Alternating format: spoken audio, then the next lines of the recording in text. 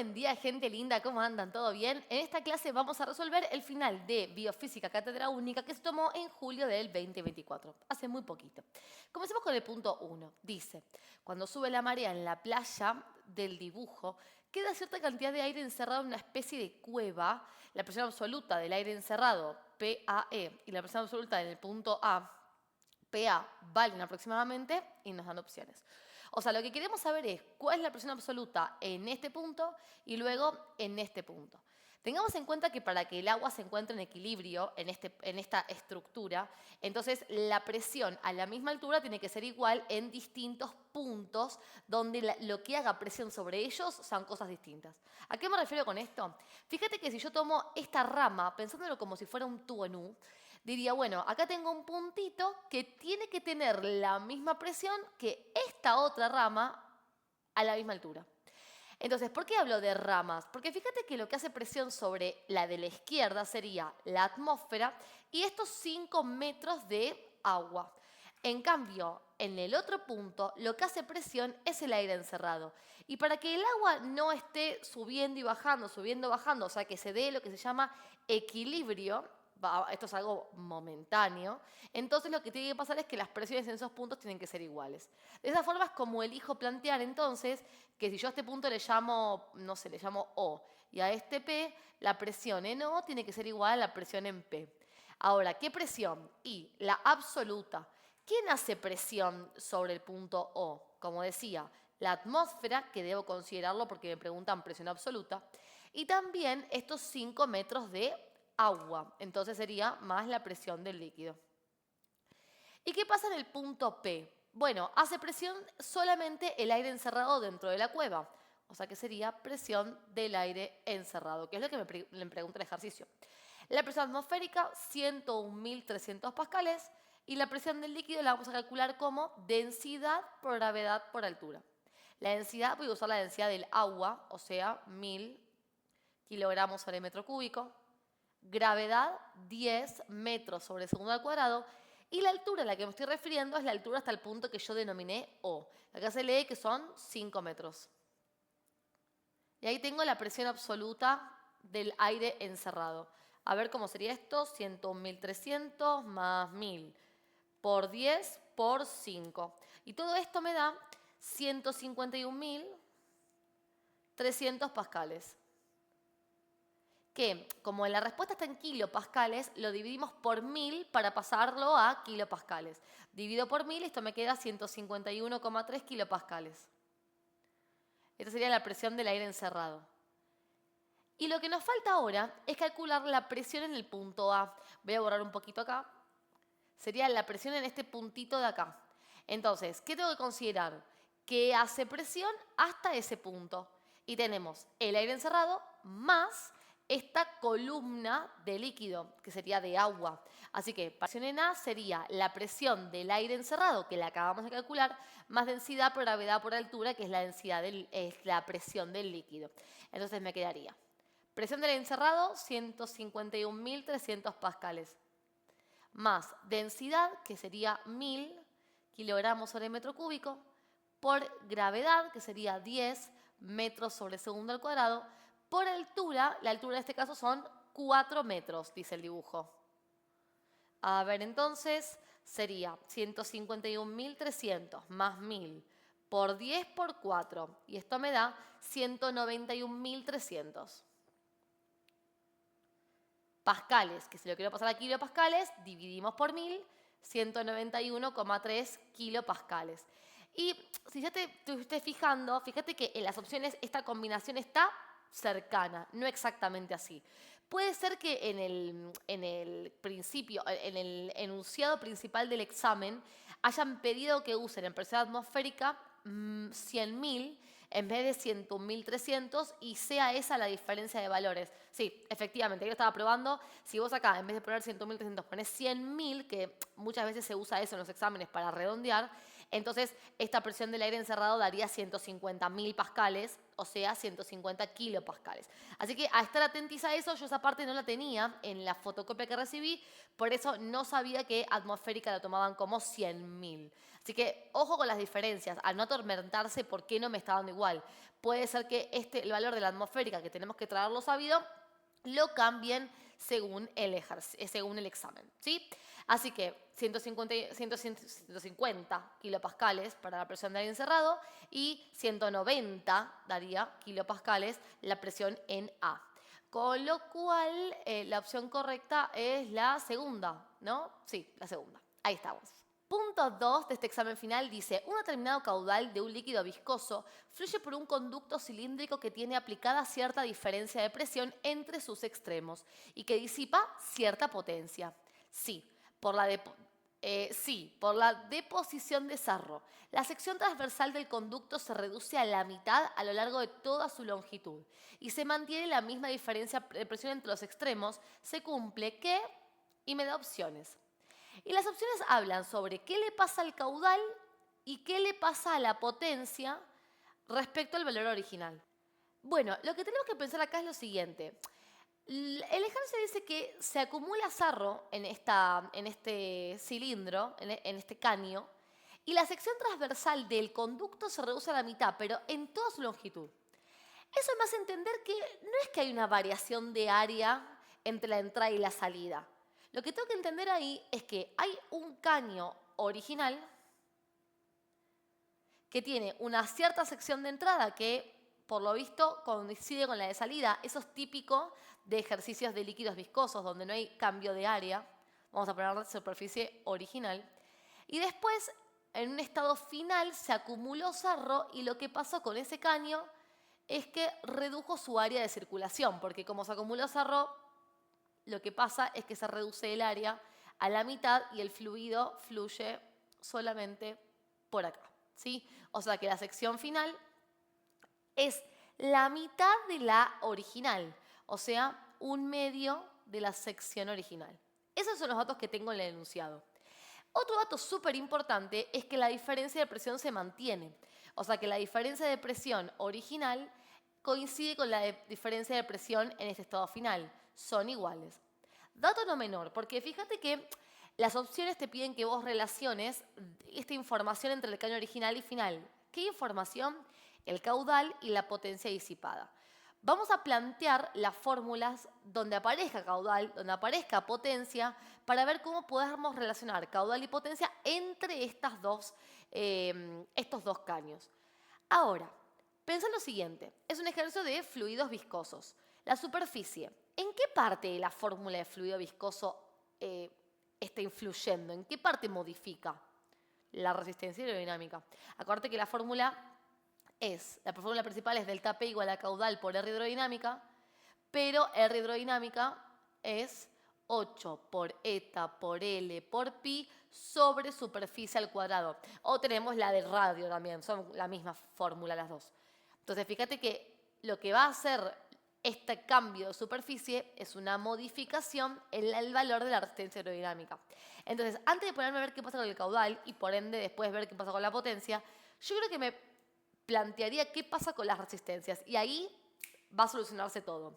Y ya que está te lo digo, si el ejercicio es como este, pero hay un cambio en la viscosidad o hay un cambio en la longitud o bien en la superficie o radio, primero siempre fíjate qué pasa con las resistencias y después avanzá sobre el resto del temario, o sea, el caudal y potencia. Entonces, la resistencia hidrodinámica original sería 8 por eta por L por pi sobre la superficie original al cuadrado. Listo.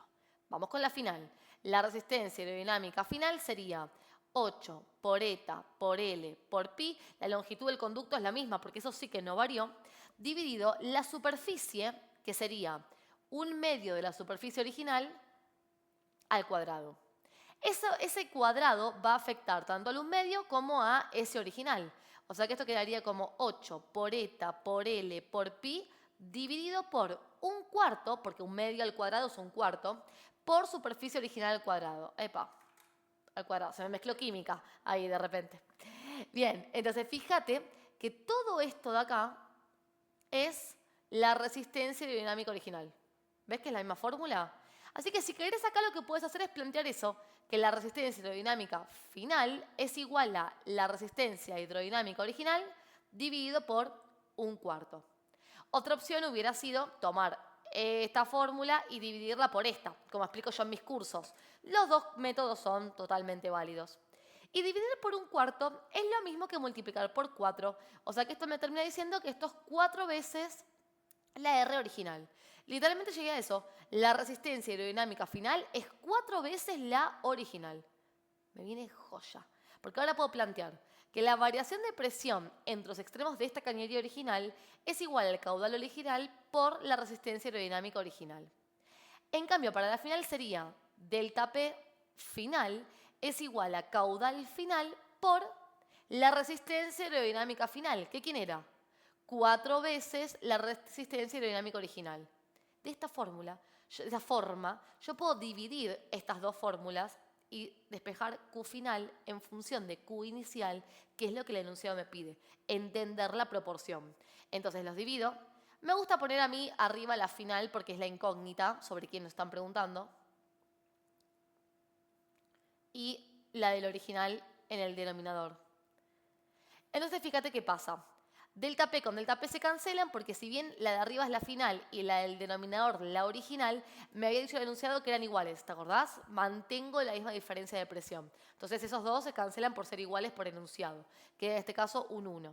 Después me queda Q final por 4 y acá las R hidrodinámicas también se cancelan, dividido Q inicial.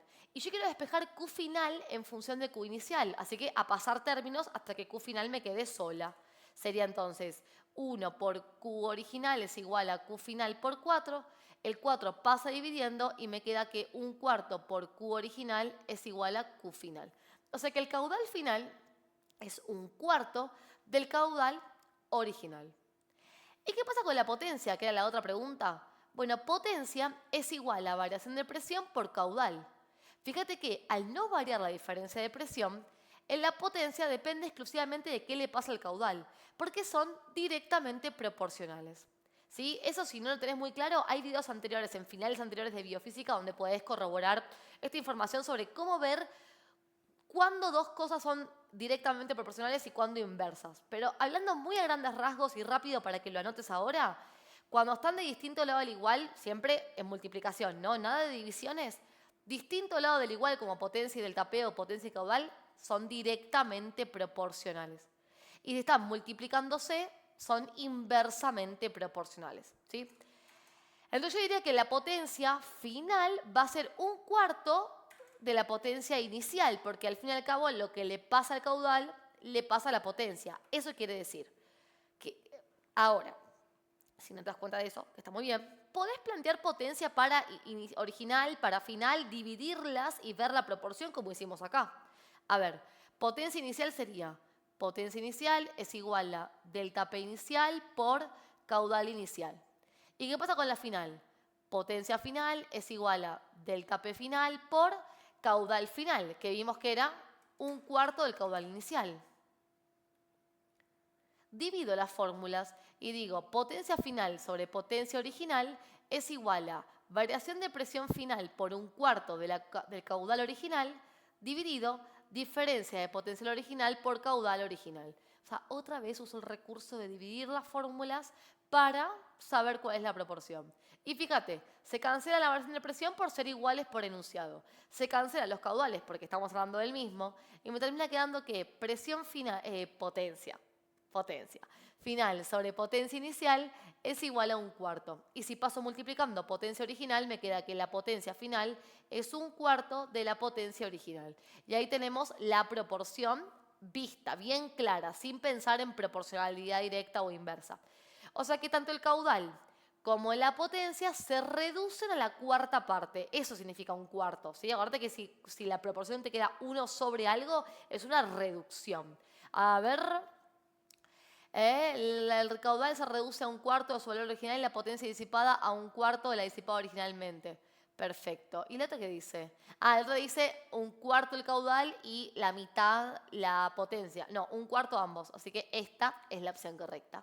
¿Cuál de las siguientes afirmaciones es la única correcta? El flujo difusivo es transporte de soluto desde la zona de menor hacia la de mayor concentración. No, eso sería ósmosis, ¿no? Flujo, bueno, encima no de soluto, es flujo de solvente. Hagamos un resumen. Difusión es flujo de soluto de la zona de mayor concentración a la de menor concentración. Y para acordarte de esto, acordate de la gotita de tinta en un vaso de agua. Esa es la mejor opción. Fíjate, tenés un vaso lleno de agua, o sea que no tiene ninguna concentración, su concentración es 0, y le meto una gotita de tinta, que sería todo el soluto. ¿Cómo va a moverse esa tinta? ¿Va a chupar el agua o más bien la tinta va a empezar a disiparse? ¿Sí? Eso es una difusión. Se difunde la tinta, que sería la zona de mayor concentración, hacia la zona menos concentrada, que sería el agua. Eso es difusión. En cambio, en ósmosis no fluye el soluto, porque hay una membrana semipermeable que justamente no permite el paso de soluto, es permeable únicamente al solvente. ¿Y qué es lo que se quiere lograr? Que la diferencia de concentración se anule, o sea, la menor posible. Entonces, lo que va a pasar es que va a fluir el solvente, agua en la mayoría de los casos, de la zona de menor concentración a la de mayor concentración. Es todo lo contrario. Fluye solvente de la zona de menor concentración a la de mayor concentración. Muy bien. Ahí tenemos las dos cosas que tenemos que saber para poder responder este ejercicio. Sigamos leyendo. El flujo difusivo es transporte de solvente. No, ya no es de solvente, es de soluto. Así que ese, chao. Tanto la ósmosis como la ósmosis inversa suceden espontáneamente. No, ósmosis sucede espontáneamente, pero ósmosis inversa requiere de una presión para que el solvente fluya en el orden contrario a ósmosis. Así que no es espontánea. Se produce ósmosis cuando el solvente atraviesa una membrana semipermeable desde la zona de menor hacia la de mayor concentración osmolar del soluto. Divina, esa. Esa es otra cosa importante. No es cualquier concentración, es la osmolar, que no es lo mismo que la molar en la mayoría de los casos. Así que, ojo, fluye de la zona de menor concentración osmolar a la de mayor concentración osmolar. Esa es la respuesta correcta. En la otra decía, en la ósmosis el solvente pasa a través de la membrana semipermeable hacia la zona de menor presión osmótica. Mirá esta, presión osmótica de cada parte de este movimiento del fluido, del solvente, o sea, de cada concentración, se calcula, de cada solución, quise decir, se calcula como osmolaridad por R por T. Suponiendo que entre esos dos compartimentos separados por una membrana semipermeable, pero que tienen distintas osmolaridades, o sea, distintas concentraciones, están a la misma temperatura, entonces la presión osmótica, que en realidad se escribe con la letra pi para diferenciarlo del resto de las presiones, depende exclusivamente de la osmolaridad. Porque si las dos soluciones tienen la misma temperatura, entonces la comparativa va a estar a partir de la osmolaridad, porque R es una constante. Entonces, ¿qué pasa? Decir menor presión osmótica es lo mismo que decir menor osmolaridad, o sea, menor concentración. Y acá le está diciendo entonces que la ósmosis, el solvente pasa a través de la membrana semipermeable hacia la zona de menor concentración, puedes traducir esto. Y eso es falso. Dijimos que era al revés, hacia la de mayor.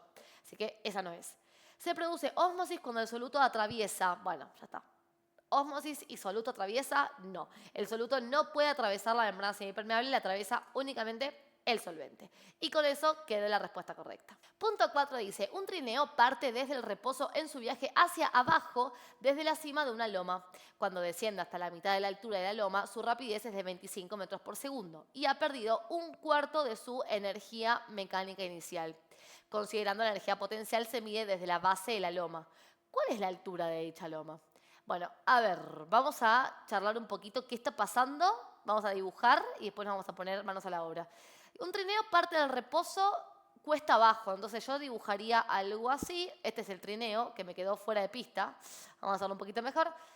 Y sabemos que si parte del reposo quiere decir que su velocidad inicial es 0. Así que vamos a anotar en la medida de lo posible velocidades y también alturas. Velocidad inicial sería 0 metros por segundo, entonces, y la altura inicial justamente es la incógnita del ejercicio, le voy a poner h. Cuando desciende hasta la mitad de la altura de la loma, o sea que más o menos por acá, suponiendo que acá tenemos altura 0 y esta es la altura total, entonces esto sería h sobre 2. Acá tendríamos la altura h y acá 0. Entonces, en este punto dice que la velocidad es de 25 metros por segundo. Entonces, velocidad final, 25 metros por segundo. Y altura final, h sobre 2. Y ahora tengamos en cuenta que dice que en el proceso ha perdido un cuarto de su energía mecánica inicial. ¿Cómo nos tomamos esa oración? ¿Cómo la representamos? Primero, ¿en qué punto hay un cuarto de su energía? Perdón, ¿en qué punto se ha perdido un cuarto de su energía mecánica inicial? En el estado final. O sea, llegando acá se perdió un cuarto de la energía mecánica inicial. Que no quiere decir que la energía mecánica final sea un cuarto del inicial, sino 3/4. Porque como dice que se perdió un cuarto, es porque lo que quedó es el resto. Entonces yo acá plantearía que la energía mecánica final es igual a 3/4 de la energía mecánica inicial. 3/4 ¿de dónde viene entonces? De que del entero 1, o sea, de toda la energía mecánica inicial que había, se perdió un cuarto. Y entonces 1 menos un cuarto te da 3/4. Esto era medio difícil de pensar, la verdad, ¿eh? O sea, es interesante, pero era medio complicado. Si no tenías en cuenta esta expresión, también podrías pensar que la variación de energía mecánica es igual a 1/4 de la energía mecánica inicial. Esa es otra forma de interpretar el dato, porque acá dice, ha perdido, eso sería cuánto varió, 1/4 de su energía mecánica inicial. Y en realidad diría que como lo perdió, entonces es negativo, menos 1/4 de la energía mecánica inicial. ¿Sí? Pero al fin y al cabo, si planteas esto y luego planteas que esto es energía mecánica final menos energía mecánica inicial, podés despejar de acá energía mecánica, por ejemplo, este pasa sumando y terminás obteniendo ese 3/4, ¿de acuerdo? Porque si esto pasa sumando para acá, voy a hacer menos 1/4 más 1 que te da 3/4. Es decir, vos podés tomar la información como quieras. No te olvides que cuanto varía es la variación de energía mecánica. Si lo quieres escribir directamente así, te ahorrás de pensar esto del 3/4 que puede que te maree, ¿sí? Sea como sea que lo plantees, vas a llegar a esta expresión. Entonces yo lo que haría acá, para despejar la altura, h es mi incógnita, es plantear qué es energía mecánica. Energía mecánica es energía cinética más energía potencial. Entonces planteo energía cinética final más energía potencial final es igual a 3/4 por lo mismo pero inicial. Energía cinética inicial más energía potencial inicial. Y ahí reemplazo por la fórmula. Energía cinética final es 1/2 por la masa por la velocidad final al cuadrado. Datos que tengo todos excepto la masa. Ahora vemos qué hacemos con la masa. Y energía potencial final sería masa por gravedad por altura final. ¿Y qué pasa con el otro? Me queda 3/4 por lo mismo. 1/2 masa BI cuadrado más masa por gravedad por altura inicial. ¿Sí? Ahora, fíjate que en todos los términos tenés masa. Podés sacar factor común de masa, dado que es un dato que en el enunciado no está. Entonces, saco m para afuera y me quedaría del primer término 1/2 por velocidad final al cuadrado y el segundo término gravedad por altura final. ¿Ves? Saqué la m de acá, la saqué de acá. Y eso es lo que quedó entre paréntesis. Y lo mismo voy a hacer de este lado. 3/4 por, saco la m de factor común y me queda 1/2 por BI cuadrado más gravedad por altura inicial. ¿Sí? Le saco la m a cada término y queda de esta forma. De esta manera yo puedo simplificar masa con masa y no la necesito. ¿Sí? Bien, eso lo vas a hacer siempre que tu ejercicio sea de sumas y restas y que la masa aparezca en absolutamente todos los términos. Si en un término no aparece, ya ahí no podemos resolverlo de esta manera. ¿Sí? Y bueno, ahora me quedaría 1/2 por 25 metros sobre segundos al cuadrado, que es la velocidad final, más gravedad por altura final, que es h sobre 2. Y la gravedad, me olvidé de poner 10. Esa la conocemos, esa la tenemos, la reemplazamos. Bien, ¿esto es igual a qué? A 3/4 por 1/2 por la velocidad inicial que era 0, así que ese término se va a anular, porque acuérdate que multiplicar por 0, chau, se va todo. Más gravedad, que es 10 metros sobre segundo al cuadrado por altura, que la inicial es h, toda la altura completa. Bien, me quedo en la ecuación con una única incógnita, que es h, que ahora parezca un choclo, en realidad no hay mucho por hacer, ¿eh? Mirá, separan términos. 1, 2, 1, 2, y este todavía es un gran 3. ¿Por qué es un gran 3? Y porque voy a hacer 3/4 por 10, porque ese término, corte que se eliminó, y ya me queda un solo término, ¿sí? Bien, entonces sacaría 1/2 por 25 al cuadrado. Vamos con esa cuenta primero. 1/2 por 25 al cuadrado es 312,5. La unidad sería metro cuadrado sobre segundo cuadrado. Vamos a ponerla. Más 10 metros sobre segundo al cuadrado. Mira, acá si querés puedes pensar esto. Voy a borrar. Tenés por h sobre 2. ¿Qué es lo mismo que hacer? 10 dividido 2 y eso por h. O sea, quedaría 5 metros sobre segundo al cuadrado por h. De otro lado me quedaría 3/4 por 10. Bueno, hagamos a cuenta. 3/4 por 10, que me da 7,5 metros sobre segundo al cuadrado por h. Entonces, fíjate que yo puedo juntar este término con este término, que los dos tienen h, para restarlos o sumarlos, me estoy spoileando, y poder despejar h. ¿Por qué digo restando? Porque el 5 lo voy a pasar restando por otro lado.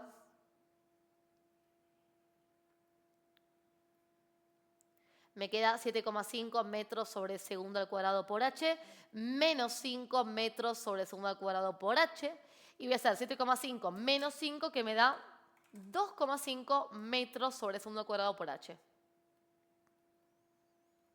Esto, por supuesto, igual a 312,5. Y ahora voy a pasar dividiendo el 2,5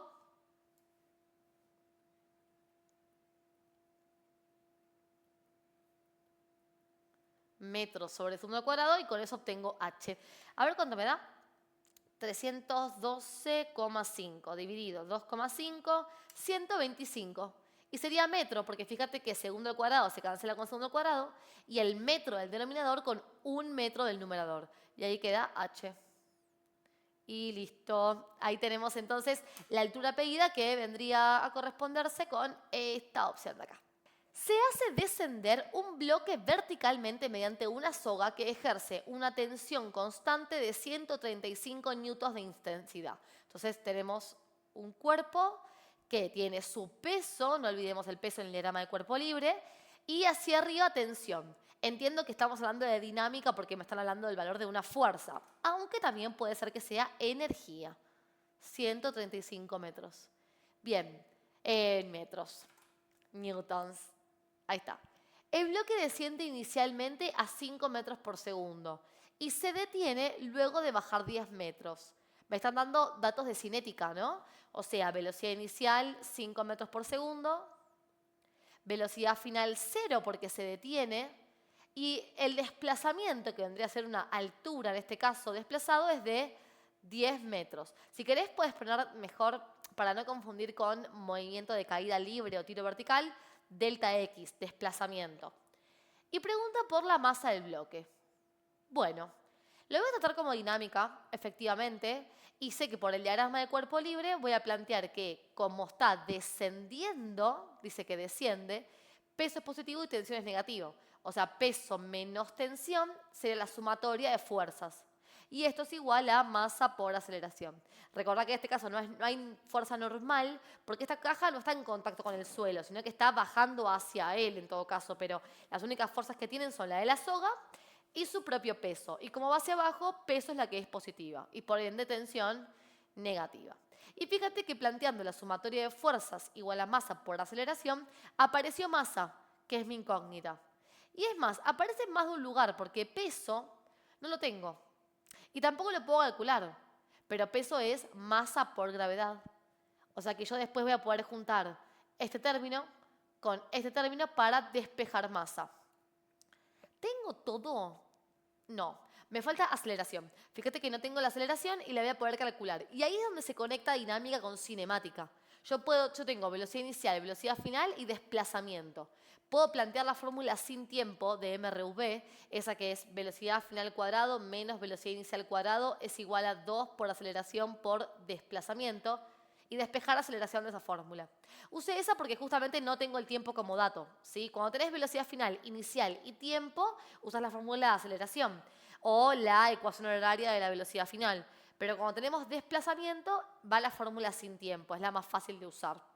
Así que acá digo, bueno, velocidad final 0, esto se va a eliminar. Después me queda menos velocidad inicial, que es 5 metros sobre segundo al cuadrado, igual a 2 por aceleración por desplazamiento, que eran 10 metros. De ahí voy a resolver 5 al cuadrado, que es 25, me queda metro cuadrado sobre segundo cuadrado, igual a 2 por 10, que es 20 metros por A. Y el 20 va a pasar dividiendo y obtuve la aceleración que me estaba faltando para obtener masa. A ver, menos 25 dividido 20 me da menos 1,25 metros sobre segundo al cuadrado. Fíjate que al resolver de esta forma se simplifica 1 metro del numerador con 1 del denominador. ¿Y tiene sentido que la aceleración haya dado negativa? Y sí, dice que se frena, se detiene. O sea, si se detiene, la aceleración es negativa. Vuelvo a la fórmula original, la que tenía la masa, y reemplazo. Me queda m por 10 metros sobre segundo al cuadrado menos tensión, que sería 135 newtons, igual a m por a, que la aceleración nos dio menos 1,25 metros sobre segundo al cuadrado. Vamos a juntar las masas. Así que lo que voy a hacer yo es, este término lo voy a pasar sumando, porque acordate que pasa todo el término con signo contrario. Como tenemos el signo negativo para el número, pasa sumando. Y este para el otro lado sumando también. De modo de juntar las m por un lado y los números por el otro. Entonces me queda m por 10 metros sobre segundo al cuadrado más 1,25 metros sobre segundo al cuadrado, me faltó la m, da lo mismo si la pones atrás o adelante, pero vamos a ponerla en el orden correcto para no marearte. Igual a 135 newtons. ¿Sí? Pasé esto sumando acá. Y bueno, sumo 10 más 1,25, 11,25. Y lo voy a pasar dividiendo.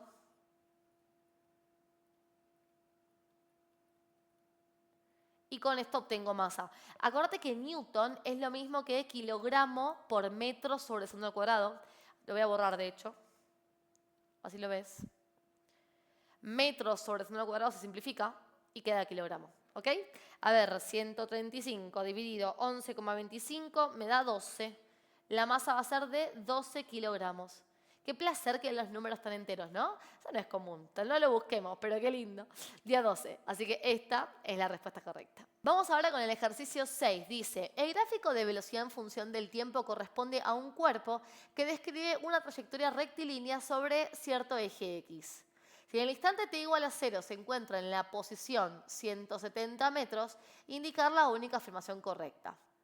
En t igual a 16 segundos, su posición es de 50 metros. Bueno, a ver, lo que me está diciendo es que tienes un gráfico acá de velocidad respecto del tiempo y que la posición inicial es 170 metros. Y a partir de acá se desplaza según lo que muestra el gráfico. Fíjate que tenemos un gráfico de velocidad y tiempo en unidades iguales, según ambos están en segundos, con lo cual yo podría plantear área bajo la curva para conocer el desplazamiento. Y según el signo del área va a ser si va a ser avance o retroceso. Por lo pronto yo creo que analizaría primero hasta el tiempo 16 cuánto avanzó, que sería la parte violeta que acabo de marcar porque está con velocidad positiva, y cuánto retrocedió. ¿Para qué? Para sumárselo y restárselo a la posición original y saber cuál va a ser la posición final. Y luego con área, así que es la forma más fácil. Obvio, puedes usar las fórmulas también de MRV, sacando datos del gráfico, pero me parece un poco más largo y confuso. Vamos a calcular entonces área 1. Área 1 sería desplazamiento 1 y sería un triángulo que se resuelve como base por altura dividido 2, su área. La base, no la tengo. No la tengo porque hasta acá no tengo el valor del tiempo en este punto. Entonces, ¿cómo planteo la base? Y bueno, mira, te voy a dar una forma de darte cuenta que este es el punto medio entre 0 y 10. Ojo, no lo puedo suponer porque sí, ¿viste el famoso? Debe ser la mitad. No, escuchá lo que te voy a decir. Vos pensá que esta pendiente es continua, o sea que esta longitud coincide con esta longitud. ¿Eso es verdad? Por lo que acabo de decir, por ser continua, ¿alcanza con decir que son iguales las longitudes? No, es porque es la misma pendiente en el mismo segmento de velocidad. ¿Ves que varía en el tramo superior de 0 a 20 y acá abajo también varía de 0 a menos 20, o sea, la misma altura? Bien, cuando los triángulos tienen la misma altura y también la misma hipotenusa, sus bases entonces son iguales. De modo que si esto total es 10, esto sería la mitad, o sea, 5. ¿Sí? Ahora, si acá en vez de menos 20 decía menos 15, o sea, un valor distinto a este, ya eso que acabo de decir no cuadra, ¿ok? Va a haber otro punto en el intermedio entre 0 y 10 que oficie de tiempo final. En ese caso el ejercicio no se podría hacer, ¿sí? Bueno, hago entonces base, que es 5 segundos por altura, que es 20 positivo metros por segundo, dividido 2. ¿Esto qué me queda? 5 por 20 es 100, dividido 2, 50. 50 metros, metros solo, porque segundo con segundo se simplifica. Vamos con área 2 y área 3, que son áreas de retroceso. Y los tomo por separado porque uno es un triángulo y el otro es un rectángulo. A menos que lo quieras pensar como un trapecio, también puede ser. Entonces, el segundo desplazamiento sería base por altura dividido 2 otra vez. Ahora la base es de otros 5 segundos. Acordate que la base es la longitud de este segmento. No puedo poner 10, porque 10 es desde 0. O sea, sería 5. ¿Qué es lo mismo que decir? 10 menos 5. Entonces la base es de 10 segundos. La altura es hacia abajo, menos 20 metros por segundo. Y todo dividido por 2. ¿Esto qué me va a dar? Y lo mismo que antes, pero negativo. Menos 50 metros. Es el mismo triángulo, pero invertido. Entonces implica un desplazamiento negativo, pero va a dar lo mismo. Y el delta x3 es un rectángulo, o sea, se calcula como base por altura, donde la base es la longitud de este segmento, que sería 6 segundos, y la altura es la longitud de este segmento, que sería menos 20 metros por segundo. Sí, al cuadrado no, por segundo. Ahí está. Se simplifica segundo con segundo y voy a hacer 6 por menos 20, que es menos 120 metros. Ahora, entonces, parte de la posición inicial, 170 metros. Avanza 50 metros, que luego los retrocede y luego retrocede 120 metros más. O sea, lo que hice fue sumarle a la posición original estos 3 desplazamientos. ¿Y qué me termina quedando? Y estos 2 se me cancelan, al fin y al cabo, que es lo que veníamos vaticinando, y me queda 170 menos 120, que son 50 metros. O sea, la posición final a los 16 segundos es 50 metros. Así que la opción correcta es la primera. Ejercicio 7 de este final, y si hasta acá te viene gustando la clase, te pido que te suscribas a mi canal o me dejes un me gusta o un comentario, cualquier cosa que me pueda llegar a servir para llegar a más chicos como vos. O también lo puedes compartir con tus facu amigos, que seguro que te agradecerán. Vamos con el siguiente punto entonces. Dice, las partículas 1 y 2 de las figuras tienen carga eléctrica tales que Q1 es mayor a 0 y Q2 es menor a 0. O sea, Q1 es positiva y Q2 es negativa. Vamos a anotar eso. Y Q1, el valor módulo de Q1, es mayor a valor módulo de Q2. Bien, indicar la única figura que representa correctamente el sentido y la intensidad de la fuerza electrostática y del campo eléctrico que siente cada partícula debido a la otra. Bien, perfecto. A ver, tenemos una partícula con carga positiva, una partícula con carga negativa. Bien, la partícula con carga positiva, 1, va a recibir fuerza respecto a la partícula 2. Lo que uno tiene que pensar es, ¿hacia dónde hace la fuerza la carga 2 sobre 1? ¿Qué hace? ¿La atrae o la repele? La atrae, ¿no? Q2 atrae a Q1. Y después Q1 también va a atraer a Q2, ¿eh? O sea, ambas se van a atraer. ¿Y cómo van a ser estas fuerzas de atracción? Fíjate, la fuerza entre 1 y 2 se calcula como la constante eléctrica por Q1 en módulo por Q2 dividido la distancia entre 1 y 2 al cuadrado. Y la fuerza que hace la 2 sobre la 1 se calcularía como K por Q2 por Q1 sobre D entre 2 y 1 al cuadrado. ¿No es la misma fórmula? Porque el orden del factor no altera el producto en matemática. Las fuerzas van a ser iguales. Entonces, ¿por qué aclaro esto? Porque la longitud de la flecha tiene que ver con la intensidad de estas fuerzas. Si son iguales, es porque las longitudes son iguales. Y como te decía, 1 se ve atraída por 2. O sea que esta sería la fuerza que recibe 1 respecto de 2. ¿Y qué pasa con 2? ¿Qué hace 1 sobre 2? También la atrae. También la atrae. Entonces, la fuerza va a ser de la misma longitud, lo cual implica la intensidad, pero para el lado de 1.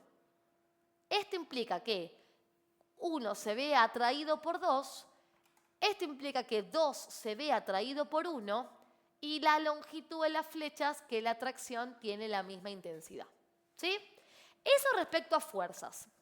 Ahora, ¿qué pasa con campo eléctrico? Un campo eléctrico se calcula como K por la carga que hace el campo eléctrico dividido D al cuadrado. D sería la distancia hasta la cual se calcula el campo eléctrico. O sea que depende de la carga que hace el campo eléctrico. En este caso, si 1 hace campo eléctrico, es 2 quien lo percibe. Y lo mismo para 2. ¿Qué pasa? Que el que tenga mayor carga va a tener una mayor intensidad de campo eléctrico. Entonces, como sabíamos que Q1 era mayor que Q2, entonces el campo eléctrico de 1 va a ser mayor que el campo eléctrico de 2. Cuando dibuje las flechitas, la flechita del campo eléctrico 1 sobre 2 va a ser mayor que la flechita del campo eléctrico del 2 sobre el 1. ¿Sí? O sea, por las dudas lo aclaro, la flecha que voy a dibujar sobre 2 va a ser la más larga, porque 2 es quien recibe o percibe el campo eléctrico del 1. ¿Sí? Bueno, igual ahora lo voy a dibujar. Y de otra cosa que hay que saber y recordar es la dirección del campo eléctrico, porque el campo eléctrico depende de la carga quien lo produce. Si la carga que lo produce es positiva, las líneas de campo salen de la carga. O sea, se alejan de la carga positiva. En cambio, si la carga que hace el campo es negativa, como Q2, las líneas de campo entran a la carga negativa. ¿Sí? Entonces, vamos con cada uno. Tenemos acá a la Q1, que percibe el campo eléctrico de la 2. Entonces pienso, ¿el campo eléctrico de la 2 hacia dónde es? ¿Alejándose de 2, como en el caso de la positiva, o acercándose a la carga 2, como en el caso de ser negativa? Como 2 es negativa, entonces la línea de campo es hacia 2. O sea que desde la carga 1 tengo que hacer una flecha hacia la carga 2, porque las líneas de campo de 2 son hacia él. Si querés, mirá, podés hacerte las líneas de campo chiquititas, con flechitas hacia adentro, para 2, y hacia afuera para 1. Obviamente las líneas van a ser horizontales porque esa es la disposición de estas cargas, pero el campo eléctrico va en todas direcciones, ¿no? Bien, entonces, estábamos diciendo que la Q1 recibe el campo eléctrico de parte 2 y tiene que ser una flecha que sea hacia 2. Vamos a hacer algo así, por ejemplo. ¿Sí? Va a ser una flecha más corta que la de F, porque si te fijas la fórmula, vendría a ser parecida a esta, pero sin una Q. O sea, va a tener un menor valor, menor magnitud, por eso flecha más cortita. ¿Qué pasa con 2? Percibe un campo eléctrico que hace ¿quién? Que hace la 1. Ese campo eléctrico, ¿hacia dónde va? Alejándose de 1. O sea que va a ser una flecha hacia la derecha, alejándose de la carga. Pero tiene que ser una flecha más larga que esta, pero más corta que las Fs. Es más, si querés, esta la podemos hacer un poquito más cortita, porque lleva el valor de Q2 en la fórmula. Vale, voy a borrar. Ahí. Y esta voy a ser una flecha que es más larga que la anterior, pero más corta que F. Más corta que F siempre por lo mismo. O sea, la fórmula, sea que ponga acá Q1 o ponga acá Q2, falta de una Q para parecerse a la longitud de F. La verdad, menos intenso siempre el campo eléctrico. Así que al faltar una Q, entonces la flecha va a ser un poquito más cortita. Ahora, entre Q1 y Q2 habíamos dicho que el campo eléctrico que hace 1 es mayor que el campo eléctrico que hace 2. Entonces, la flecha del campo eléctrico de 1 es un poquito más larga que la flecha del campo eléctrico 2. ¿Sí? Y acuérdate que el campo eléctrico lo percibe la carga contraria, ¿no? El campo eléctrico de 1 lo hice sobre 2, el campo eléctrico de 2 lo hice sobre 1. Y listo. Ahí tenemos entonces las opciones. Vamos a ver la respuesta. Vamos a ver qué opción es. Las F tienen que ser iguales y las dos hacia adentro. Eso pasa acá y acá. Sí, ¿y dónde más? Y acá. Y en ninguna otra parte, porque después las Fs van para el lado contrario o son de distinta intensidad. Así que este no va, este no va, este no va. Bien, de los que quedaron, el campo eléctrico que percibe 1 es hacia la derecha y el que percibe 2 hacia la izquierda. A ver, ahí tengo los campos eléctricos. Vamos a borrar acá. El campo eléctrico podría ser este. Esta opción podría ser correcta. Esta no, descartada. Y esta también podría ser correcta. Así que podría ser una o la otra. Esto va a tener que ver con la intensidad de los campos eléctricos. Fíjate, acá tienen la misma longitud y acá este es más corto que este. Así que la opción correcta es esta de acá. Lo que sí me llama la atención, esto lo tengo que aclarar por las dudas, es que la flechita de F es menor que la del campo eléctrico. Eso lo veo medio raro, lo veo un poco raro, la verdad.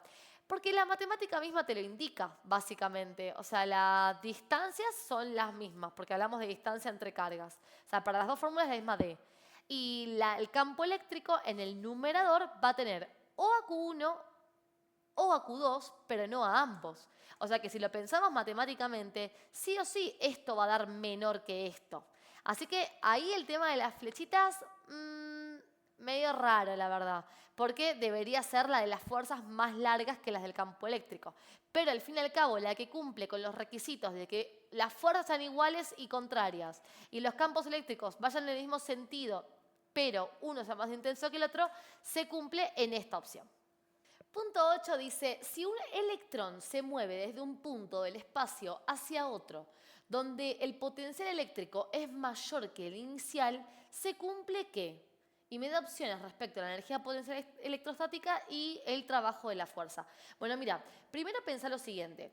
Si el movimiento es desde un punto de menor potencial eléctrico a un punto de mayor potencial eléctrico, que es lo que dice el enunciado, pensá que tiene que, si vos lo pensás como si fuera un campo eléctrico generado por placas paralelas, por ejemplo, es una opción interesante para poder hacer este ejercicio. Esto de el aumento, la disminución del trabajo, está bueno pensarlo en placas paralelas.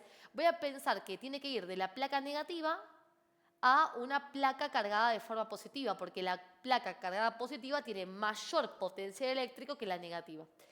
Y tenemos un electrón que se mueve hacia el lado de mayor potencial eléctrico. O sea que un electrón, es una carga negativa, está moviendo hacia la zona de mayor potencial eléctrico, o sea, hacia la placa positiva.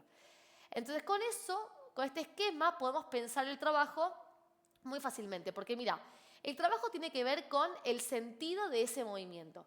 ¿Tiene sentido que una carga negativa se atraiga a la positiva, se acerque a la positiva? Sí, tiene sentido, porque el negativo se atrae al positivo. Entonces, el trabajo va a ser positivo. ¿Cómo hubiera sido trabajo negativo? Que la carga negativa, el electrón, se esté acercando a la placa negativa, o sea, la placa de menor potencial eléctrico. Ese caso sería falso, o sea, como que no tendría sentido. Falso está mal dicho. Como que, ¿tiene sentido que el negativo se acerque naturalmente a la placa negativa? No. Ahí sería trabajo negativo, ¿sí?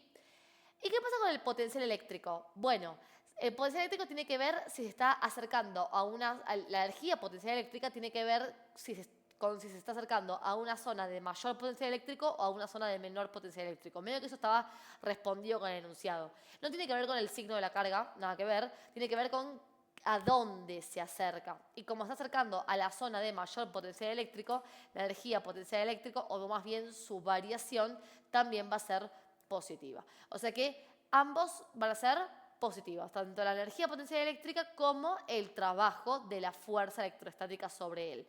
Con lo cual la opción correcta es el potencial eléctrico aumenta, sería, así que tiene que ser uno de estos de acá abajo, y el trabajo es positivo, es el segundo. Ahí estamos. Ejercicio 9. Las 4 resistencias del circuito de la figura son iguales. Ok, iguales quiere decir que tiene la misma resistencia. ¿Cuál de las siguientes relaciones entre las potencias disipadas en cada una de ellas es la única correcta? Bueno, recordemos que potencia se puede pensar como voltaje por corriente o también potencia se puede pensar como corriente al cuadrado por resistencia o también potencia se puede calcular como voltaje al cuadrado sobre resistencia. Cualquiera de las tres opciones es válida. Yo creo que como las R son todas iguales, usaría esta o esta. Y en particular voy a elegir usar esta, no hay ninguna diferencia, pero voy a usar la de la corriente. Si quiero usar esta, para encontrar la relación entre las potencias, debería saber cómo son las corrientes entre las distintas resistencias. Ahora, miremos qué se relaciona con qué. A ver, acá 1 con 2, 1 con 3, 1 con... todas con todas. 1 con 3, 3 con 4, están todas relacionadas entre sí. Bien, primero entonces analicemos cómo están dispuestas las resistencias para ver si tienen igual corriente o si tienen igual voltaje por serie o paralelo y después vamos agrupando términos. O sea, acá no queda otra que hablar de la disposición, ¿sí? Entonces, lo primero que veo es que R3 y R4 están en serie. Fíjate que si vos haces el camino de la corriente sale de la pila, pasa por esta resistencia y llega a un nodo. Y ahí se separan dos. Se separa por un lado pasando por acá hasta llegar al otro nodo y por otro lado va a pasar por la R2. Y cuando se vuelven a juntar, vuelven a formar la corriente original que regresa a la pila. Las que tienen la misma corriente son los que están pintados con el mismo color, o sea, 3 con 4. Así que R3 y R4 están en serie. ¿Y qué tienen R3 y R4 igual por estar en serie? La corriente.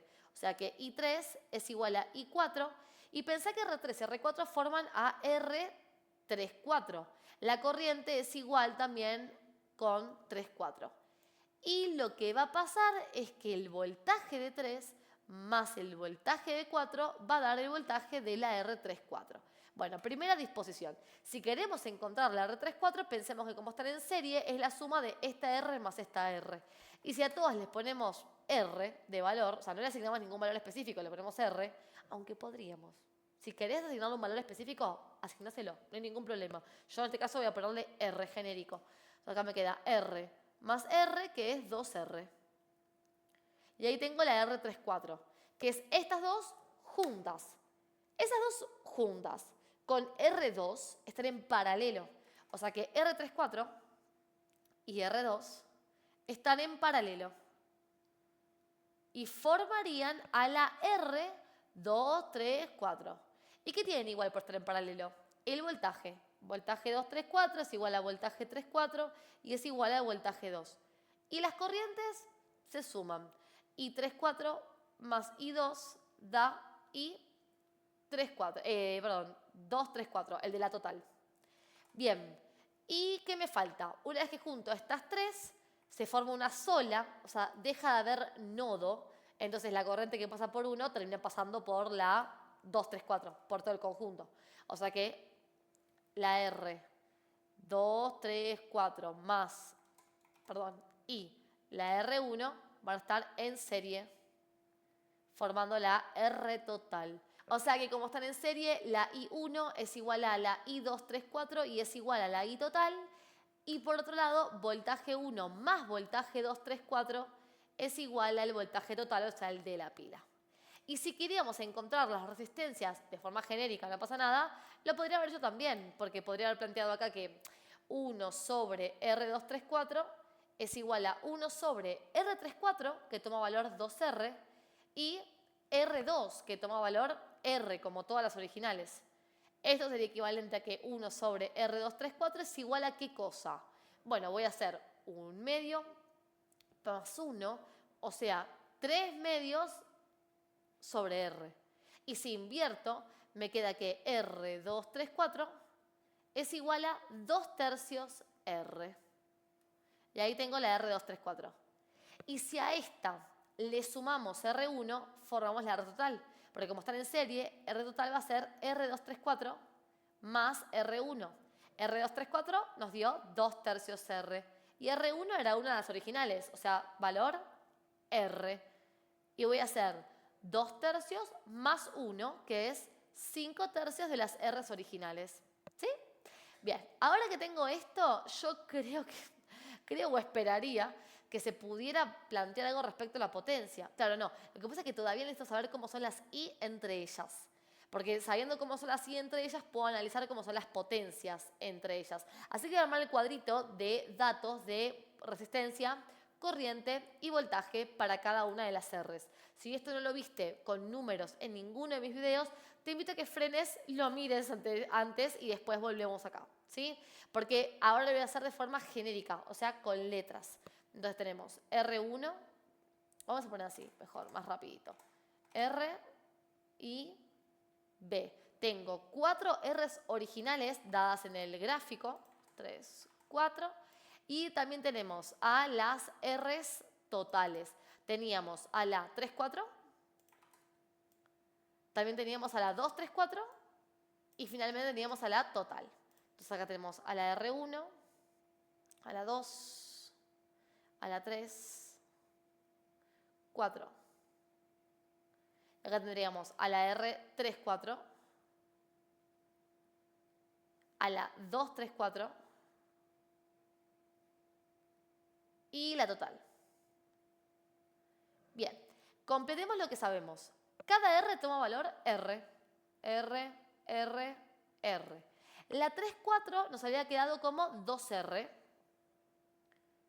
La 234 como 2 tercios R. Y la total 5 tercios R.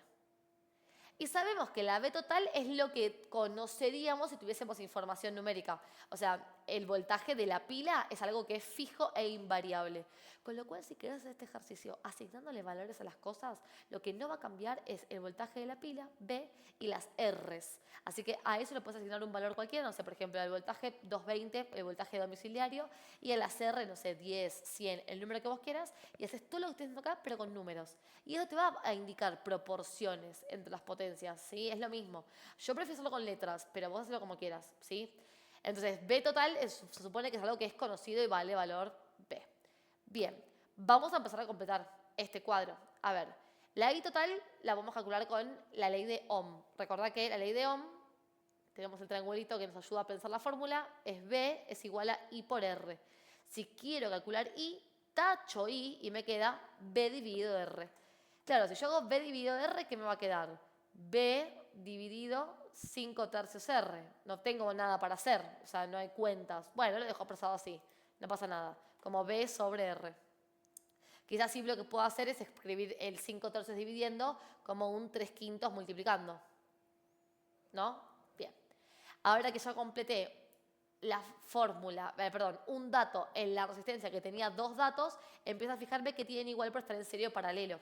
A ver, R3 y R4 con R34 tienen la misma I. O sea que la I3, la I4 y la I34 son iguales.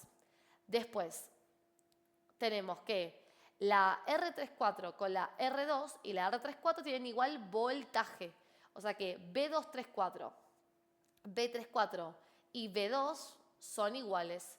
Y finalmente tenemos en el último que I1, I234 e I total son iguales. O sea que I total, I1 e I234 son iguales. Con lo cual acá ya puedo completar esto con 3 quintos por B sobre R y por acá 3 quintos por B sobre R. O sea, el valor de la intensidad de la total lo completo los que tienen la misma intensidad de corriente. Y ahora puedo usar la ley de Ohm para calcular voltaje 234, que lo puedo pasar acá y lo puedo pasar acá. que eso me va a hacer falta para calcular I2 e I3. Vamos con eso. ¿Cómo calculo voltaje? De la ley de Ohm, tapo voltaje y me queda I por R. O sea que voy a multiplicar I, que es 3/5 por B sobre R, y lo voy a multiplicar por R, I por R, o sea, 2/3 R. R con R se cancela y me queda 3/5 por 2/3, que es 2/5 del voltaje total. Como este voltaje es igual a este y es igual a este, completo. Me quedaría acá 2/5 B y acá también 2/5 B. Teniendo este voltaje y teniendo estos, puedo completar las I. I es B dividido R. O sea, acá me quedaría 2/5 B dividido R, que es 2R. 2/5 dividido 2 es 1/5 B sobre R. ¿Sí? Y finalmente completaría esta I y esta I, que son la misma que estas, así que ya ahí tengo la I del 3 y del 4.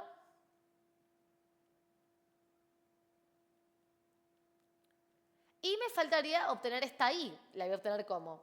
Como B sobre R. Tengo la B, que es 2/5 B. Y la R, que es R, bueno, me queda entonces 2/5 B sobre R. No hay ninguna cuenta para hacer. Bien, ahora que tengo la relación entre todas las intensidades de corriente, ya sé, en función de B sobre R, pero las tengo, de todas maneras, lo que voy a hacer es relacionarlas en la fórmula de potencia.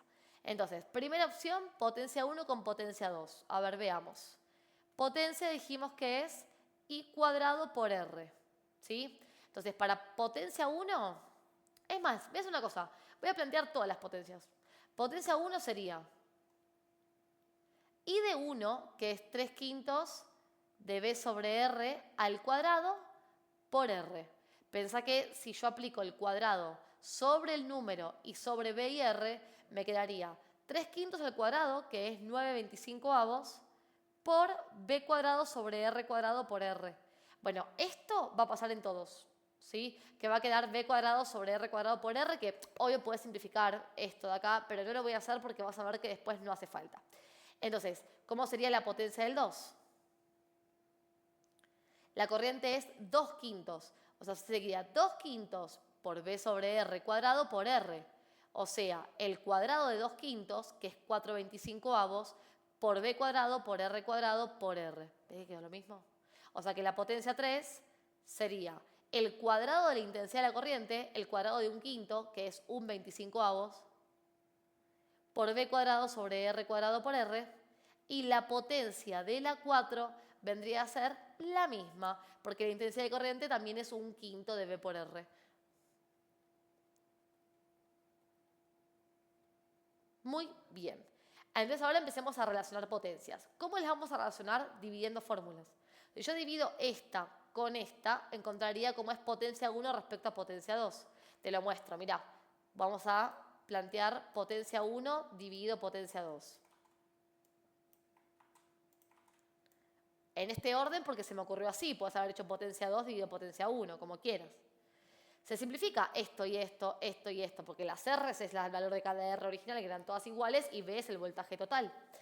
Me va a quedar para hacer entonces 9 sobre 25 dividido 4 sobre 25. Y eso me da 9/4. O sea que potencia 1 dividido potencia 2 es igual a ¿qué cosa?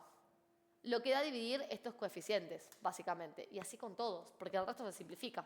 Entonces me queda que la potencia 1 es 9/4 de la potencia 2. Veamos si lo encontramos entre las opciones. 9/4 dio. Potencia 1 es 9/4. Pasa que potencia 1 y 2 la tenemos acá. Acá, que son iguales, no. Potencia 1 y 2 acá, tampoco. Podemos ir descartando, ¿no? Esta no es porque tiene que dar 9/4. Tampoco porque tiene que decir que son iguales, tiene que dar 9/4. 1 con 2, un noveno, tampoco. 1 con 2, 2, tampoco. Y acá son 1 con 3 y 2 con 3. Bueno, vamos con eso. Vamos a probar qué pasa entre la 1 y la 3. Entonces, potencia 1 dividido potencia 3. ¿Qué pasa con esto? A ver, los divido. ¿Qué me va a quedar? Se me va y me queda la división. 9/25 sobre 1/25. ¿Qué da eso? Da un bello 9. O sea que la potencia 1 es igual a 9 por potencia 3. Fíjate que lo que hago es pasar esto multiplicando, ¿no? Potencia 1 es 9 veces potencia 3. Eso lo tenemos por acá. ¿Sí? Ah, y para esta también se descartaba, disculpa. Mirá, potencia 1 doble de potencia 2, no, 9/4 era, así que también se descarta. Y acá dice que potencia 1 es igual a potencia 3, así que también se descarta. Lo que yo voy a hacer es corroborar que se cumpla esta opción para quedarme tranquila, pero la opción correcta ya perfila ser esta, porque el resto son incorrectas. Potencia 2 con potencia 3, entonces tomo potencia 2 y lo divido con la 3. Si haces todo esto con valores, es un poco más clara la división quizás, ¿sí? Porque todo esto van a ser un número dividido otro número, ¿sí? Se simplifica esto con esto, esto con esto, esto con esto, y me queda 4/25 dividido 1/25, que da 4. O sea que potencia 2 sobre potencia 3 es 4. Por ende, potencia 2 es 4 veces potencia 3. Y ahí tenemos corroborada la segunda parte de esa opción correcta. La opción correcta es la última. Punto 10 de este examen, que viene siendo bastante largo y pesadito, así que espero que hasta acá te vaya muy bien. Si no, sabes que puedes preguntarme lo que quieras en los comentarios de este video o hablarme por Instagram también, que me puedes encontrar ahí como Clase con Maca. Vamos con el 10. Dice: en un calorímetro ideal hay 2 kilos de hielo a 0 grados centígrados. Se introduce cierta masa de agua a 25 grados y luego de un cierto tiempo queda 1 kilo de hielo en equilibrio térmico con agua líquida. Ok. ¿Cuál es la masa total de agua líquida cuando el sistema alcanza el equilibrio? Bien. Bueno, a ver, teníamos originalmente 2 kilogramos de hielo que está a 0 grados. Y en el estado final, bueno, y tenemos una cierta masa de agua que está a 25 grados. Dice que luego de cierto tiempo queda 1 kilo de hielo. Si yo tenía 2 kilos de hielo, es porque el otro kilo fundió, se convirtió en líquido. Y como va a haber hielo en equilibrio térmico con agua líquida, eso quiere decir que la temperatura de equilibrio es 0. Ojo cuando tenés esos datos, porque te están dando la temperatura final del sistema, te están dando la temperatura de equilibrio. Pasa que uno no lo ve porque no ve un número, pero cuando coexisten agua y hielo, la temperatura es 0, sí o sí, no puede ser otra. Lo mismo que agua y vapor de agua, ahí la temperatura es 100, sí o sí, no queda otra. Así que tengo la T final, bien. Y me preguntan la masa de agua líquida que quedó en el sistema. Bien, entonces, vamos a analizar qué pasó. Tenemos que hacer la rectita. En la recta de calores tenemos por un lado hielo, la masa son 2 kilogramos, o sea, 2000 gramos, que su temperatura inicial es 0. Y tenemos agua, cuya temperatura inicial es 25. ¿Qué masa de agua? Ni idea, es la pregunta del ejercicio. ¿Qué pasa con el hielo? Se queda en 0 y va a tener un solo Q, Q1 llamémoslo, que es el cambio de estado. O sea, va a ser masa por calor latente de fusión, cambio de estado con calor recibido, o sea, positivo. Porque funde, pasa de sólido a líquido. ¿Qué pasa con el agua? El agua, por su parte, va a bajar de 25 a 0. Ese cambio es un cambio de temperatura, esa liberación de calor, porque vas a hacer un calor negativo, implica un cambio de temperatura. O sea que Q2 va a ser igual a la masa de agua por calor específico del estado líquido del agua por T final menos T inicial, o sea, 0 menos 25. Y tengamos en cuenta que el agua no va a cambiar de estado, porque en 0 o cambia el estado del hielo o cambia el estado del agua. No pueden cruzarse, ¿sí? Porque si no, el agua estaría liberando más calor para que el hielo se convierta en agua. O sea, el agua, vos pensás siempre en cuando tenés agua con un cubito adentro. Si lo dejás a la intemperie, recibe calor y es el hielo el que se funde, pero no vas a ver que en simultáneo parte del agua se solidifica, ¿sí? Si ya me aclararon que el hielo cambia el estado, el agua no va a cambiar su estado. O sea que solo cambia la temperatura y llega a 0. Y el hielo va a cambiar su estado en la mitad de su masa. O sea que no voy a usar los 2 kilos, voy a usar 1, o sea, 1000 gramos. Esta M va a ser 1000. Y los otros 1000 gramos de agua, hielo, o sea, el otro kilo, no cambia de estado, no cambia su temperatura, es como si ni estuviera, no participa en el intercambio de calores. Y como la suma de calores en un calorímetro ideal es igual a 0, entonces el calor del hielo más el calor del agua suman 0. El calor del hielo es la masa por los 1000 gramos por cada latente de fusión y el calor del agua, masa del agua por calor específico de estado líquido por T final menos T inicial. Y esta suma de calores tiene que ser nula porque lo que el hielo ganó, ¿quién se lo dio? El agua. Entonces son iguales pero con signo contrario. Masa del hielo, 1000 gramos. Calor específico, calor de fusión, 80 calorías sobre gramo. Más masa del agua, desconocido. Calor latente, calor específico, los mezclé, ¿no? Calor latente es el F. Calor específico, 1 caloría sobre gramo por grado centígrado. Temperatura final, 0. Temperatura inicial, 25. Entonces, me quedaría 1000 por 80, o sea, 80.000. Gramo con gramo se va y me queda calorías. Y acá me queda más masa del agua por 1 por menos 25.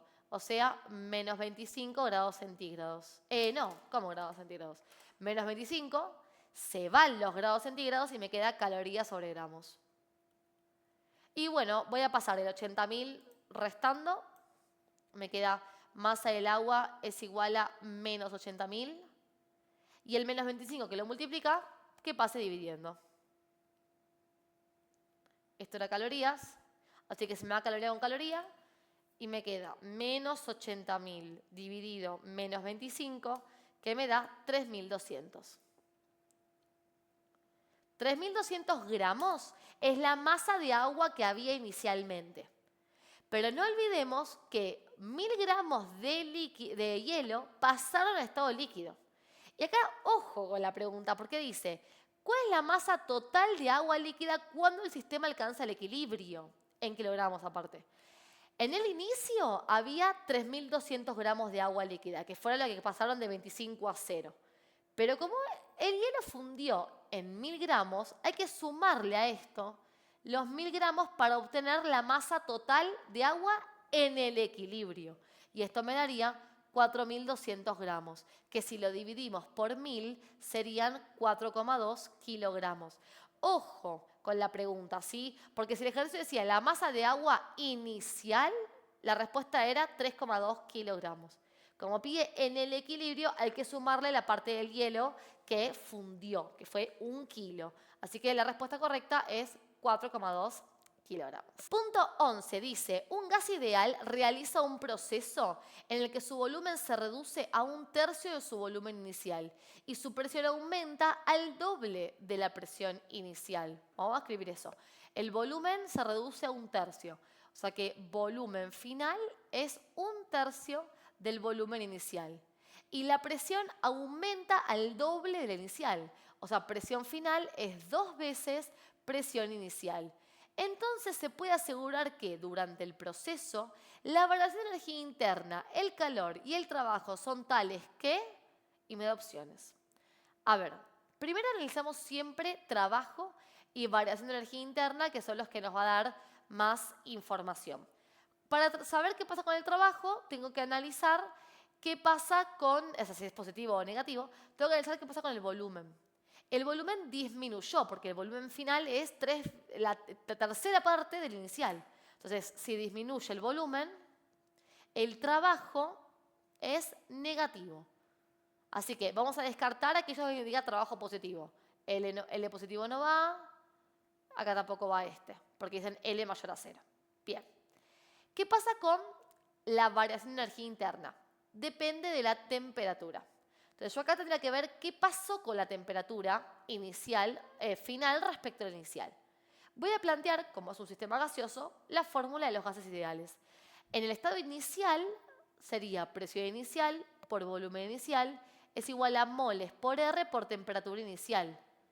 En el estado final sería presión final por volumen final es igual a moles por R por temperatura final. Como en el estado final yo conozco estas relaciones respecto al estado inicial, reemplazo y digo 2 por P inicial por 1/3 del volumen inicial es igual a moles por R por T final.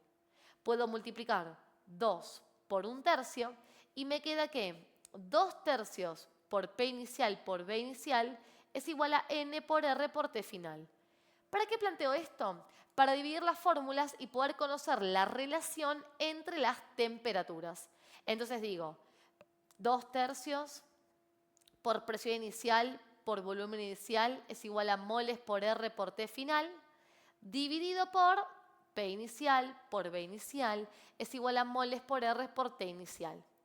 Los volúmenes iniciales son iguales, obviamente es el mismo dato. Lo mismo pasa con P. Las R son constantes y los moles del gas no se supone que varíen en la evolución, en el cambio de temperatura, volumen o presión. Así que estos moles también son iguales, se simplifican. Y me queda que 2/3 es igual a T final sobre T inicial. Si paso T inicial multiplicando, me queda que 2/3 por T inicial es T final. ¿Qué quiere decir esto? Que la temperatura final es 2/3 de la inicial. Como 2/3 es menor a 1, la temperatura final es menor que la inicial. Si eso no te convence, pone acá un valor cualquiera.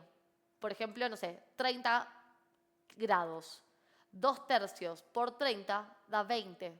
¿Ves que da menor? O sea, T final es menor que T inicial. Entonces, volvamos acá arriba. Disminuye la temperatura, porque la T final es menor.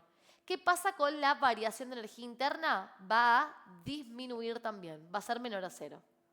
O sea, en realidad, la energía interna va a disminuir, la variación de energía interna va a ser negativa. Bien. Ahora, ¿qué pasa con Q? Q depende de estos dos, por eso siempre arrancamos con estos dos. Q es la suma de trabajo más variación de energía interna, fórmula del primer principio de termodinámica. Y si esto es negativo y esto es negativo, Q va a ser la suma de negativos, o sea que Q también va a ser negativo, o sea, menor a 0. Así que son los tres negativos que coincide con esta opción únicamente. Sí, es la única. ¿Y qué pasa con Q y L? ¿Quién es mayor? En valor módulo, ¿no? Sin contar el signo. Y Q. Porque Q es L y algo más sumado a eso. Que se suman, porque recordad que son los dos negativos y los negativos se suman entre ellos. Así que el módulo de Q es mayor que el módulo de L porque contempla a L y también a la variación de energía interna. Así que la opción correcta es esta de por acá. Último punto de este examen final y dice, un recipiente rígido y adiabático tiene un tabique que separa su volumen interior en dos mitades. En una hay un gas ideal en equilibrio y en la otra se hizo vacío. Si se quita el tabique y se espera hasta que se alcanza un nuevo equilibrio, o sea, aumenta el volumen al doble de su unidad, porque era un volumen que estaba separado en dos mitades, o sea que inicialmente el gas estaba contenido en una de las mitades y luego todo ese gas aumenta su espacio, aumenta su volumen. Y se espera que se alcance un nuevo equilibrio. ¿Cuál de las siguientes afirmaciones es la única correcta? Bueno, a ver, vamos a ir opción por opción, pero antes charlemos un poco sobre la información que tenemos. Para empezar, el recipiente es rígido, o sea que no va a haber variación de volumen, pero como el recipiente estaba cortado a la mitad, por así decirlo, o sea, estaba separado a la mitad, y luego se abrió esa separación para que el gas pueda evolucionar al otro lado, entonces vamos a decir que el volumen final es el doble del volumen inicial. Ojo, porque a veces nos quedamos con que el recipiente rígido quiere decir que los volúmenes son iguales. Sí, pero tiene que ver con el volumen que ocupa el gas. Y primero está en una mitad y luego se expande al doble. O sea que el volumen final es el doble del volumen inicial. Y esto por supuesto que influye sobre la presión, porque volumen y presión son inversamente proporcionales, mientras los moles y la temperatura no varíen. En este caso el recipiente es adiabático, o sea que no puede recibir intercambio de calor con el exterior, con lo cual la temperatura del sistema no varía. Temperatura constante. Entonces puedo afirmar que como la temperatura es constante, la presión es inversamente proporcional al volumen. Si el volumen aumentó al doble, la presión disminuyó a la mitad. O sea que presión final es 1/2 de la presión inicial. Datos que me da el enunciado. Entonces, dice, la T final del gas es mayor que la inicial. Ah, bueno, en ese caso vamos a decir que la opción correcta va a ser la que diga es igual. Esta opción o esta opción de acá. Y ahora dice, el proceso es irreversible y la entropía del gas aumenta. ¿La entropía del gas aumenta? Pregunta que nos hacemos. Bueno, habría que plantear la fórmula de entropía para un gas a temperatura constante. Esa fórmula es delta S igual a moles por R por el logaritmo natural de volumen final sobre volumen inicial. Fíjate que como N y R no varían de estado inicial y final, porque N son los moles y eso no varía, entonces va a depender del volumen. ¿Qué pasa con el volumen? El volumen hay mucho que aumenta. Si este número es mayor que este, el logaritmo da positivo. Si no, lo puedes probar, lo puedes hacer, mirá. Sería el logaritmo natural de 2 veces volumen inicial, que es el volumen final, dividido volumen inicial. Se simplifican y queda el logaritmo natural de 2, que si lo resuelves con la calculadora, ln2 da positivo, 0,69. A mí me importa eso, qué signo da, porque si esto es positivo, sabiendo que esto es positivo, más por más me da más. O sea que el delta S es positivo, es decir, mayor a 0, lo que quiere decir que la entropía del gas aumenta. ¿Sí? Ahora, ¿qué pasa? ¿Qué más dice? La entropía del gas aumenta. O sea que vendría a ser esta opción. Ya está, o sea, con corroborar esas dos condiciones me alcanza. ¿Y por qué el proceso es irreversible? Y porque en este caso el universo es solamente lo que está dentro del recipiente porque es adiabático, entonces no hay contacto con el exterior. O sea, el universo sería exclusivamente este gas. ¿Y qué pasa con eso? Si la entropía del gas aumentó, la entropía del universo, ¿qué va a hacer? Aumentar también. Y si la entropía es mayor a 0, la del universo, quiere decir que el proceso es irreversible. Reversible es cuando es igual a 0, y en este caso eso no pasaba. Y hasta acá este examen final. Espero que te vaya muy bien en el tuyo, y este PDF lo vas a encontrar en mi canal de difusión entrando a Instagram, Clase con Maca. Encontrás mi canal de difusión que se llama Apuntes con Maca y tenés este PDF para descargar. Nos vemos en la próxima clase y acordate que si necesitas preparar la materia desde cero, tenés mis cursos en claseconmaca.com.